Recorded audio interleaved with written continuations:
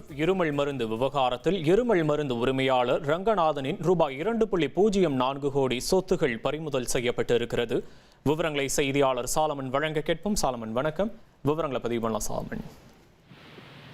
மத்திய பிரதேச மாநிலத்துல 22 குழந்தைகள் கோல்ட்ரிப் என்ற இருமல் மருந்தை குடித்து உயிரிழந்த சம்பவமானது நாடு முழுவதுமே பெரும் அதிர்வலை ஏற்படுத்தியது.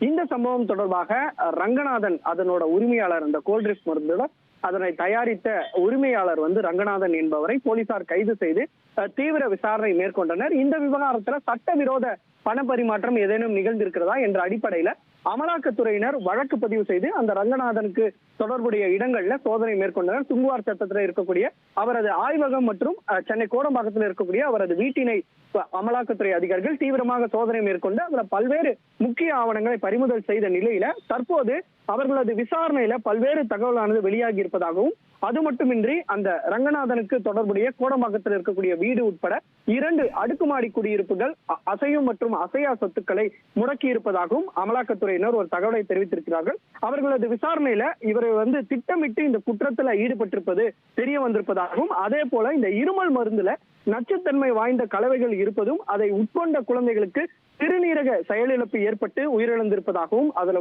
குறிப்பிட்டிருக்கிறார்கள். இவர் பாதுகாப்பு வரம்பை மீறி கெமிக்கல் கலந்திருப்பதும் தெரிய வந்திருக்குது.